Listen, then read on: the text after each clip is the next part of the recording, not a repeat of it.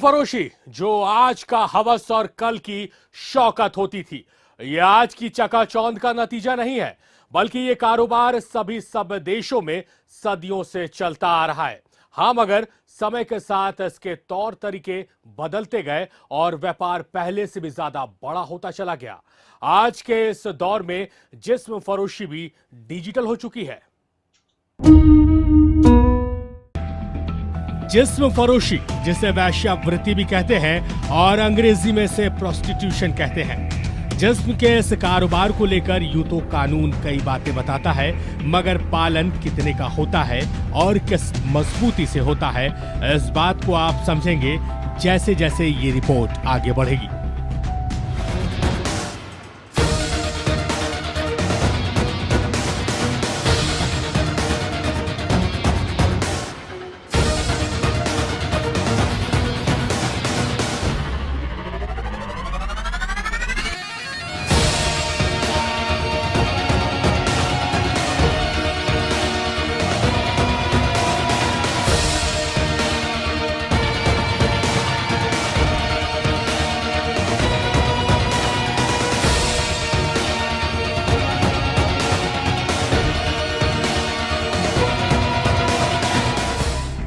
Corona काल में सारे कारोबार हुए प्रभावित।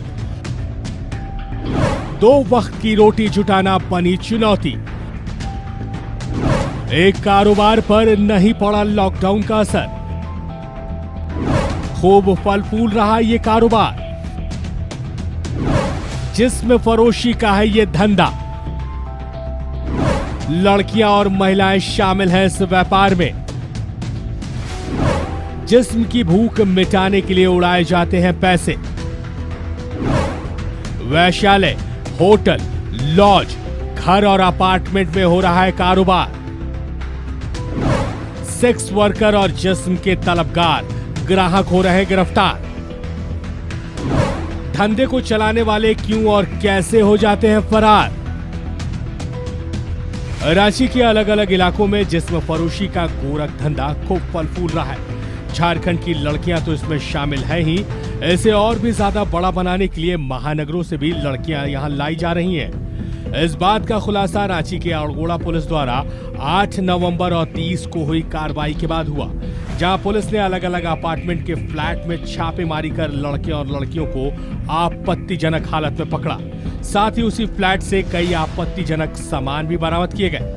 पुलिस की नजर अब तक होटल के कमरों पर रहती थी, मगर अब पॉश इलाकों की ऊंची ऊंची इमारतों के बंद कमरों में भी नशे और ड्रग्स के साथ खूबसूरत हसीनाएं और वो सब कुछ जिसका बखान करना शायद यहाँ जायज ना हो, वहां से भी पुलिस की परेशानी बढ़ने लगी है। निश्चित रूप से ये एक बड़ी समस्या है, जो कि अभी आप देख रहे हैं। बिहार में अरगोड़ा में रेड हुआ था, वहाँ पे भी देखा गया। उससे पहले भी मुझे ध्यान आ रहा है अरगोड़ा में हुआ था रेड, वहाँ पे भी। क्योंकि पहले जो पैटर्न था होटल्स का यूज़ किया जाता था, अभी थोड़ा सा अपार्टमेंट्स की तरफ बढ़ा है। एक तो मैं यहाँ आपके माध्यम से लोगों से अपील करूँगा कि जो भी फ्लैट ओनर्स हैं, वो लोग जब भी किसी को रेंट पे देते हैं तो बिल्कुल उसका पुलिस वेरिफिकेशन करवा लें, उसके बाद ही दें। झारखंड पुलिस जो है, उसकी वेबसाइट है जिसमें सिटीजन सर्विसेज का पोर्टल है, वहाँ पे जाके आप रिक्वेस्ट डालें, हम लोग उसको अप्रूव करेंगे। आप उसके बाद ही किसी को रेंट पे जो है अपना अपार्टमेंट देते हैं। क्योंकि अगर आप नहीं दे, अगर इस चीज़ का ध्यान नहीं रखते हैं तो कहीं ना कहीं आप भी कल को लीगल ट्रबल में आते हैं। पुलिस अपनी तरफ से हम लोगों ने फिर से हम लोग बीट पुलिसिंग को प्रारंभ करने का प्रयास करें, क्योंकि कोरोना का अब जो वो है, थोड़ा संक्रमण कम हुआ है, जो अभी रिपोर्ट्स टेस्टिंग के हिसाब से आ रही है उसके अनुसार। तो हम लोग बीट पुलिसिंग को रिवाइव करेंगे। तो ऐसे अपार्टमेंट्स जो भी हैं उसको चिन्हित करेंगे जहाँ पे कि मालिक जो है बिना वेरिफिकेशन के दिया है।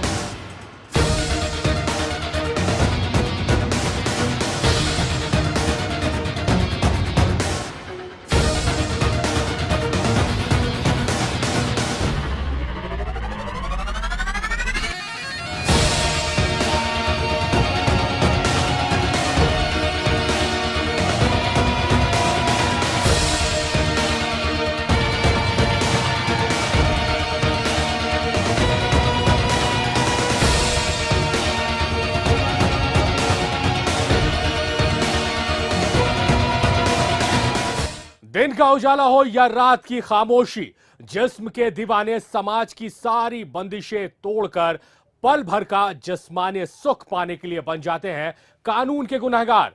अब सवाल यह है कि आखिर यह कारोबार काम कैसे करता है। आइए इसका भी खुलासा करते हैं। सेक्स का सबसे बड़ा कारोबार इंटरनेट। सर्च इंजन में नंगी तस्वीरें, वीडियो या सेक्स वर्कर को तलाशने में भारत विश्व में तीसरे नंबर पर। फेसबुक और व्हाट्सएप ग्रुप पर हो रहा है लड़कियों का सौदा। लड़की और जगह ऑनलाइन होती है तय। ग्राहक की डिमांड पर वीडियो कॉल पर भी दिखाई जाती हैं लड़कियां। हजारों का होता है सौदा। तय जगह पर दलाल रखता है नजर। गंदा धंधा भी होता है पूरी ईमानदारी के साथ। डिजिटल होते इस युग में व्हाट्सएप एक ऐसा जरिया बन चुका है जिसके जरिए जिस्म का ये कारोबार हर दिन बढ़ता जा रहा है। ये कारोबार अब बंद कमरों से निकलकर सेक्स चैट और वीडियो कॉल तक पहुंच चुका है। देखिए, निश्चित रूप से एक चिंता का विषय है। जिस तरह से डिजिटल पेनिट्रेशन बढ़ रहा है, उस प्रकार से जो इस तरह के मॉफ्ड और इस तरह के नए नए जो वेबसाइट्स हैं वो क्रिएट की जा रही हैं। पहले भी हमने बरियातू थाना अंतर्गत एक रेड किया था जिसमें कि कुछ वेबसाइट्स के सामने आने की पुष्टि हुई थी।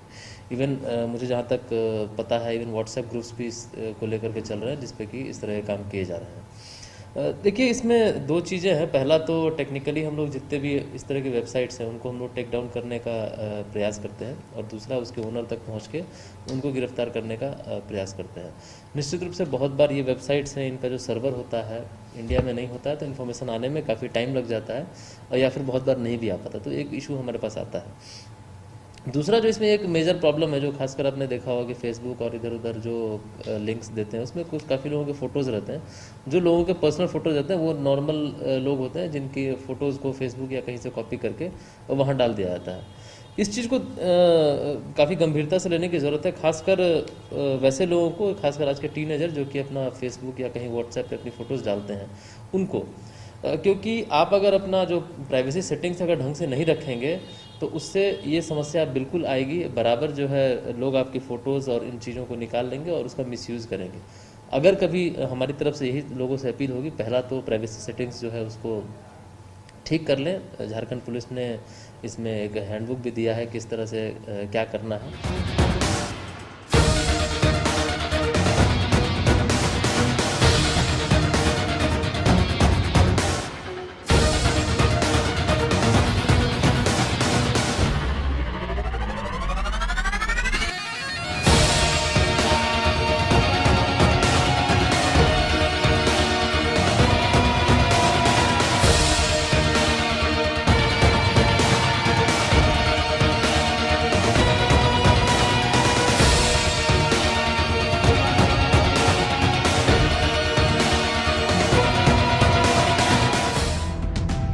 अब तक हमने बात की देह व्यापार की और पुलिस की कार्रवाई की, मगर अब कोर्ट का क्या रुख है ये भी जानने की जरूरत है।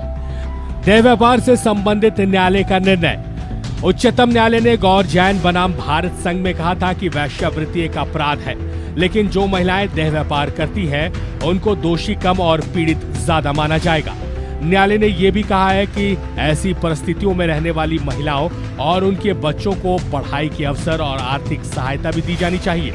उनको समाज की मुख्य धारा से जोड़ने के लिए उनकी शादी भी करवानी चाहिए, जिससे बाल देह व्यापार में कमी हो सके।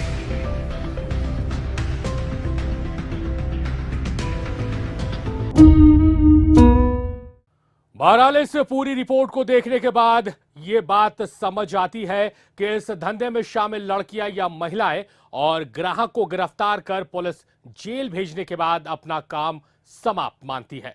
मगर जरूरत है कि ऐसे लोगों की गर्दन को भी दबोचा जाए जो इस कारोबार का संचालन कर रहे हैं। साथ ही जरूरत इस बात की भी है कि उनकी आजादी का रास्ता भी निकाला जाए जो जबरन या किसी मजबूरी की वजह से बिकते हैं जिस्म के कारोबार में।